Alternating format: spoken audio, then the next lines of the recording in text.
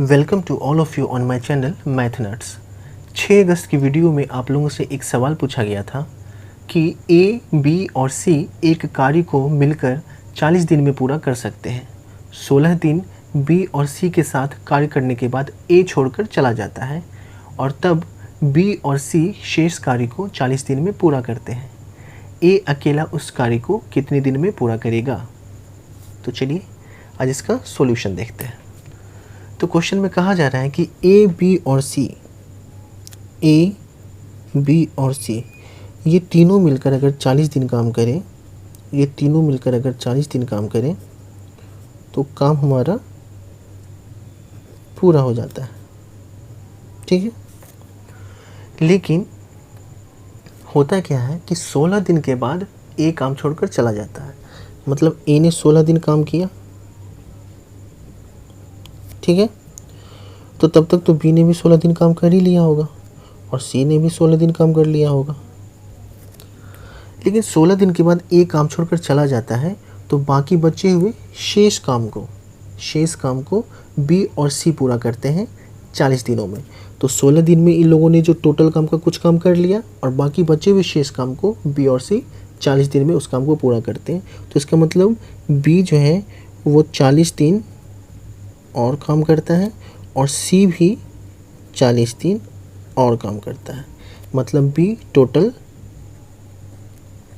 56 दिन काम करता है और सी टोटल ये भी 56 दिन काम करता है, ठीक है। लेकिन क्वेश्चन में कहा गया था कि ए, बी और सी तीनों 40 दिन काम करें तो काम पूरा हो जाता है। तो अगर देखा जाए तो ए ने 16 दिन काम किया, इसका मतलब ए ने 24 दिन कम काम किया। बी की बात किया जाए तो बी ने 16 दिन एक्स्ट्रा काम किया। वहीं सी की बात की जाए तो सी ने भी 16 दिन एक्स्ट्रा काम किया, ठीक है। तो ये 16 दिन बी और सी ये दोनों 16 दिन एक्स्ट्रा काम क्यों किए? क्योंकि ए ने 24 दिन कम काम किया। तो मतलब ए जो है 24 दिन में जितना काम करता उस काम को करने के लिए बी और सी ने 16 दिन काम किए। तो यहाँ से हम कह सकते हैं कि ए के द्वारा 24 दिन में किया गया कार्य बी और सी के द्वारा 16 दिन में किए गए कार्य के बराबर होगा। तो अगर हम मान लें कि ए की कार्यक्षमता ए है, बी की कार्यक्षमता बी है और सी की कार्यक्षमता सी है, ठीक है। तो 24 दिन में ए कितना काम करेगा? तो ए एक दिन में ए काम, तो 24 दिन में 24 गुना ए, और ये किसके बराबर होगा? तो बी और सी के द्वारा किए गए कार्य के बराबर जो 16 दिन में करेंगे। हम बी और सी दोनों मिलकर जो 16 दिन काम करेंगे, है ना। इस शेष कार्य को जो ए ने नहीं किया था इसको करने के लिए बी और सी इन दोनों ने 16 दिन काम किया। तो ये कार्य और ये कार्य बराबर होगा।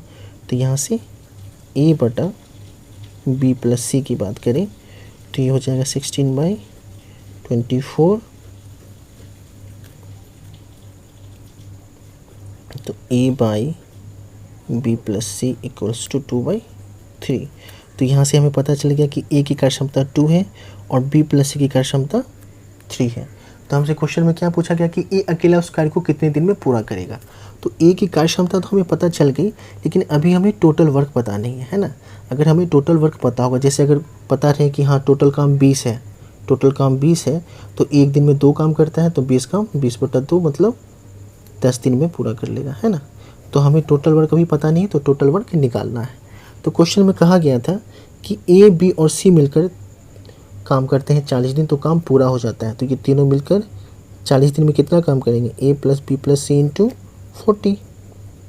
तो ये हमारा टोटल काम हो जाएगा। और ए की वैल्यू है 2 और बी प्लस सी की वैल्यू है 3, तो 2 + 3 इंटू 40, तो 5 इंटू 40 मतलब 200। ये हमारा हो गया टोटल वर्क। तो अब हमें टोटल वर्क पता चल गया। तो ए एक दिन में 2 काम करता है, तो 200 काम 200/2 मतलब 100 दिन। तो ए अकेला इस पूरे काम को 100 दिनों में समाप्त कर लेगा। आई होप कि आपको ये क्वेश्चन का सॉल्यूशन अच्छे से समझ में आया होगा। अगर वीडियो अच्छा लगा हो तो प्लीज़ वीडियो को लाइक करें और सब्सक्राइब करें। Thank you.